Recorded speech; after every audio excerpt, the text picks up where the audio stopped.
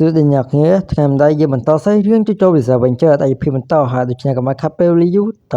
ដែលសេរីរឿងក្នុងភេទនេះបញ្ចប់ដំឡើងដែល Boss បានការប្រាប់ឲ្យ W ប្រើប្រាស់ជាមួយ Tempo Stand របស់គាត់ទៅហើយនៅពេលនោះផងដែរ W បានការមើលឃើញជាមួយអនាគតតែម្ដងដែលគាត់បានឃើញជាមួយនឹង Rasato បន្តិចផងដែរពេលម្ដង Boss បានការប្រាប់ទៅកាន់ W ថាអ្វីដែល W បានឃើញមិញហ្នឹងគឺមិនមែនជាការប៉ុន្តែវាគឺជាអនាគតហើយមកស្ទុះក្រោយមកគាត់បានឃើញជាមួយនឹង Rasato ពិតមែនពេលដែល W បានឃើញជាមួយនឹងអនាគតម្ដងទៀតដែលមានជាមួយកថេបានលេចឡើងនៅកំពង់ករបស់គាត់រឿងថា W ភ័យខ្លាំងតានពេលដែល Boss បានការប្រតិកម្ម W ថា Rasato គឺជាអាសាស៊ីននៅខ្លាំងម្នាក់នៅក្នុងក្រុមចឹងហើយកុំមើលងាយវាអសោះគេថាវាខ្លាំងមែនតើក៏តែ W សាប់ភ័យពេកក៏បានការរត់ទៅវាយប្រហារតែក៏បានឃើញជាមួយនឹង Rasato វិញនឹងក៏តែ Rasato នៅកន្លែងទេ Rasato បានការនិយាយទៅកាន់ W ថាតែគិតថាអញដែលជាមាន assassin មានបបិសោតច្រើនខាងវាយគ្នានឹងគិតថាអញគឺសុកឲ្យគេមើលឃើញខ្លួនឯងចឹងមែនតែប៉ុន្តែនឹងជាបំណងរបស់គាត់ទៅណោះដែលគាត់ចង់ឲ្យ W មកចិត្តស្នើគាត់ប្រើប្រាស់ជាមួយ Tempo Stand របស់គាត់ទៅលើ W ហើយក៏បានការបង្កើតជាមួយកធាយនៅលើកំពង់ករបស់ W តែម្ដងហើយដើម្បីការពារខ្លួន W ក៏បានការបថុយដកយកជាមួយកធាយជាងពីកំពង់ករបស់គាត់ឆៅតែម្ដងហើយគាត់បានការដកវិជាបានសម្រាប់ហើយនឹងបានការមកទៅកាន់កន្លែងដែល Rasato ពងលាក់ខ្លួននឹងក៏តែវានៅទីកន្លែងទេហើយពេលនោះដែរ W បានមើលឃើញជាមួយអនាគតម្ដងទៀតហើយលើកហ្នឹងក៏បានឃើញជាមួយជារបស់គាត់ត្រូវបានកាត់ផ្ដាច់តែគាត់ថាភ័យខ្លាំងតែពេលនោះ Boss បានការសួរទៅកាន់ W ថាតើ W បានឃើញអ្វីហើយ W ប្រាប់ទៅកាន់ Boss វិញថាក៏បានឃើញជាមួយជារបស់គាត់ត្រូវបានដាច់លុយចឹង Boss ភ័យខ្លាំងតែបានការប្រាប់ឲ្យ W បញ្ញាប់ចាក់ចេញពីទីកន្លែងឲ្យឆាប់ក៏តែ W គឺថាអត់ភ័យទេតែគាត់និយាយថាគាត់ចាត់ការជាមួយនឹង Amway Enemy Stand ឲ្យបានតែម្ដងហើយក៏បានការដាំងកែបផ្ទទៅខាងក្រោមផងដែរហើយនៅពេលដែលកែបបានការដោះឡាមចេញមក W បានការយកជាមួយនឹងកធាយដៃរកគាត់គប់ទៅកាន់ Amway Enemy Stand តែម្ដងដែលជាឲ្យធ្វើវាទៅជើងបាត់ទៅរហូត W បានការបញ្ញាបញ្ញាទៅរកជាមួយទូរស័ព្ទថ្មីរបស់គាត់តែម្ដងដែលលើកនឹងគឺជាកតុយបរិយហើយក៏បានការយកវាទៅទៅកាន់ Boss មិនប្រាប់ទៅកាន់ Boss ថាពេលនោះដែរគាត់អាចចាត់ការជាមួយនឹងRasato បានហើយមកកាត់ជើងរបស់វាដាច់ថែមទៀតលើចឹងរបស់គាត់ថាវាគឺជាអាការរបស់គាត់ហើយចឹងហើយក៏បានការចូលគ្រប់គ្រង W និងបានការស្ទុះវាយប្រហារជាមួយនឹង Rasato តែម្ដងក៏តែ Rasato បានការតជារបស់វាត្រឡប់មកវិញនិងបានការទៅប្រឈមមុខដាក់ Boss ផងដែរឃើញចឹង Boss បានការឲ្យរាងកាយនឹងទៅកាន់ W វិញទៅហើយ W បាននឹងថា poster របស់ Rasato វាអបជាដៃបានក៏តែគាត់ភ័យទេបានការត្រៀមខ្លួនវាជាមួយវាតែម្ដងពេលដែល Rasato បានការបង្កើតជាមួយនឹងក៏វិតជីបក្នុងដីមកតែម្ដងបានការប្រើវាឲ្យចាត់ការជាមួយនឹង W ចោលផងដែរតែ W ក៏ព្យាយាមវាយចេញដែរតែវាយចេញអន់ទេមិនក៏វាខ្លះបានការស្ទុះចាក់ដៃរបស់គាត់នឹងមានមជ្ឈលដោះចេញមកនៅលើមុខរបស់គាត់តែម្ដងដែលធ្វើគាត់គឺមានតែខ្លាំងតែបានការអុកដីមកទៅហឹងតែម្ដងហើយគាត់ស្បត់ថាគាត់ចាត់ការជាមួយ Rasato ឲ្យបានពេលនោះដែរ Rasato ប្រាប់ទៅកាន់ W វិញថាភ័យទេគាត់បានការប្រើប្រាស់ជាមួយ stand របស់គាត់ទៅលើខ្យល់អុកស៊ីសែនដែល W បានដកចូលនឹងតែគាត់បានប្រែវាឲ្យមានជាតិដីច្រើនខុសធម្មតាជាឲ្យធ្វើជារបស់ W បានការឡើងពណ៌លឿងតែម្ដងពេលនោះដែរ Rasato ប្រាប់ទៅកាន់ W ថាគាត់នឹងប្រើប្រាស់ជាមួយជាតិដីក្នុងខ្លួនរបស់ W ដែលគាត់បានការដាក់ចូលមុននឹងធ្វើការបំផ្លាញគ្រឿងក្នុងនិងកំទេចខួរក្បាលរបស់ W ចោលតែម្ដងលើចឹង W ភ័យខ្លាំងតែនហើយមិនត្រឹមតែប៉ុណ្ណោះគឺថាក្រុមរបស់ Bruno គឺធ្វើអំណាចអត់ទីកន្លែងថែមទៀតតែមានថានៅពេលនោះដែរ W គឺថាបថុចញាត់ខ្លាំងមែនតើ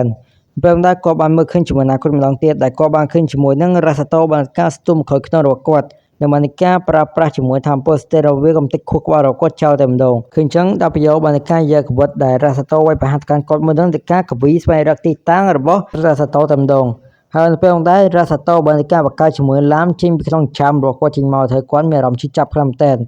ស្របពេលដែលគាត់បានស្វែងរកទីតាំងរបស់ Rasato ឃើញចឹងគាត់បានការយកកវិតរបស់គាត់គប់ទៅកាន់ទីកន្លែងតែម្ដងក៏តែវាគឺថាអត់មាន Rasato ទីកន្លែងនោះទេដែល Rasato នឹងក្រោយខ្នងរបស់គាត់នៅវិញទេគឺគាត់គេថាភ័យខ្លាំងមែនតើហើយរឿងហ្នឹងធ្វើ Rasato វាសប្បាយចិត្តខ្លាំងតែព្រមនឹងស្មានថា Boss បើជាងាប់ក្នុងសភាពបែបហ្នឹងតើសោះហើយនៅពេលចង់ចេញក្បាច់នៅពេលនោះដែរគាត់ភ្លើងច្រើនបានការរះមកលើខ្លួនរបស់គាត់តែម្ដងដែលធ្វើឲ្យគាត់គឺមានរបួសធ្ងន់ខ្លាំងតែនហើយនៅពេលគាត់បានកលិចមើលក្រោយទៅគាត់បានឃើញជាមួយនឹងយន្តហោះរបស់ Narancia ដែលបានការហោះនៅពីក្រោយខ្នងរបស់គាត់តែប៉ុន្តែក៏វត្តដែល W គប់ទៅមួយហ្នឹងគាត់មិនជាគប់ទៅទេតែគាត់គប់ទៅកាន់កន្លែងរបស់ Bruno ដើម្បីឲ្យ Narancia មកវាយប្រហារកន្លែងនឹងឯងហើយនេះគឺជាល្បិចនិងផែនការរបស់ Boss តាំងពីដើមមកម្ល៉េះពេលនោះ Boss បានការគ្រប់គ្រងទៅកាន់ W ដែលបានការនិយាយទៅកាន់ Rasato ថានៅពេលនោះដែរអ្នកដងហៅញាប់ជាងគេគឺជាឯង Rasato ហើយក៏ភ្លើងរបស់ Narancia បានការបាញ់ប្រហារទៅកាន់ Rasato បន្ថែមទៀតធ្វើក៏បានការដួលទៅខាងក្រោមទៅ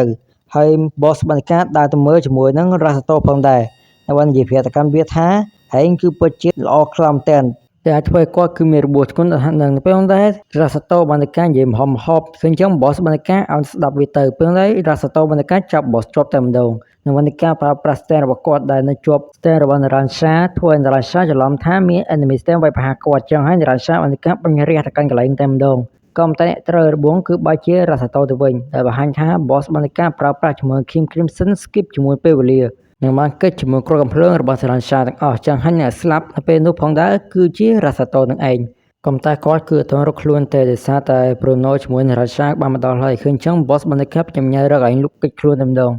ហើយនៅពេល Narancia ជាមួយនឹង Bruno បានមកដល់ទៅពួកគេបានឃើញជាមួយសាកសពរបស់ Rasato ក៏តែពេលដែរ Bruno បានដឹងថាពួកគេត្រូវបាន enemy stand ម្នាក់ទៀតប្រើប្រាស់ពួកគេធ្វើជាអាវុធដើម្បីចាត់ការជាមួយនឹងសត្រូវរបស់ខ្លួនចឹងហើយពួកគេត្រូវស្វែងរកជាមួយសត្រូវម្នាក់ទៀតដែលកំពុងកិច្ចខ្លួននឹងពេលដែរ boss បានការទៅចាប់ជាមួយកែបមួយស៊ីយកជាកម្លាំងតែម្ដងបានការស្វែងរកវិធីចាត់ការជាមួយនឹង Abagayo ចៅពេលថា Abagayo បានឃើញជាមួយក្មេងក្រុមបានការរត់លេងកន្លែងហ្នឹង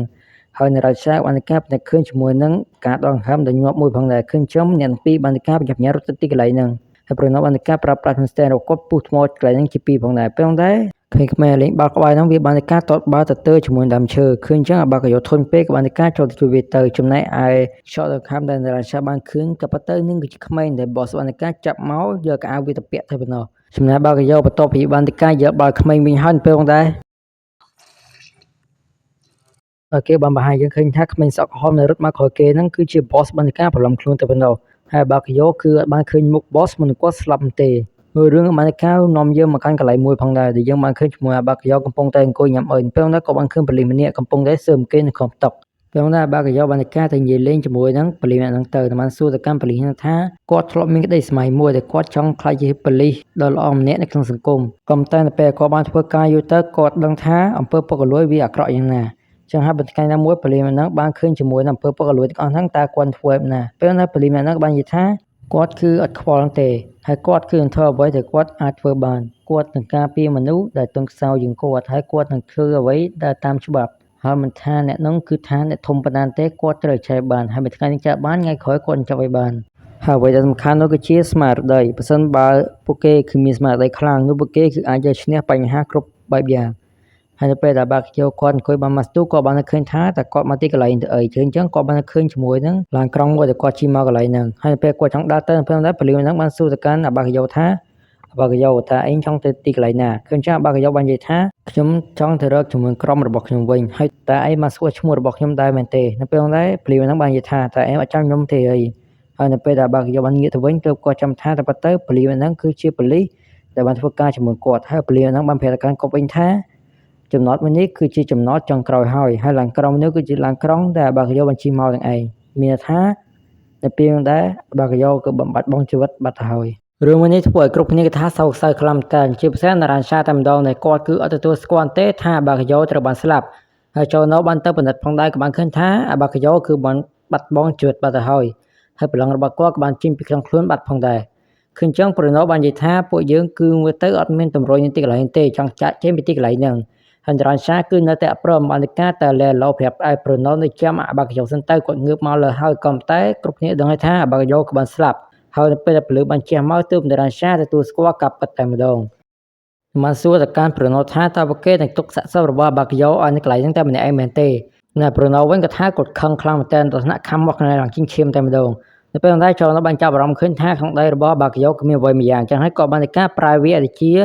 ដើកមានទៅដើម្បីឲ្យវាហោះទៅរកកន្លែងដែលAbagayoចង់បង្ហាញហើយនៅពេលដែលដើកមានហ្នឹងបានការហោះទៅទុំជាមួយបកគោមួយកន្លែងបង្ហាញអំពីមុខរបស់ boss ផងដែរទៅពេលនេះពួកគេបានថាមុននឹងAbagayoស្លាប់គាត់បានការប្រែជាមួយស្ទែរបស់គាត់ទៅជា boss បានសម្រេចនឹងបានយកមុខរបស់គាត់អុកជាមួយថ្មប៉ុណ្ណឹងដើម្បីឲ្យជិះមុខមាត់របស់ boss ជិះមកតែមានថាភារកិច្ចរបស់ Abagayo គឺបានសម្រេចដូច្នេះពួកគេបានការបន្តដំណើរទៅមុខទៀតដល់Abagayoបានមើលពួកគេពីឋានសួគ៌ត្រឡប់មកវិញហើយរឿងក្នុងភាគនេះគឺមានប៉ុណ្ណឹងទេយើងជួបគ្នានៅក្នុងភាគក្រោយទៀតបាយ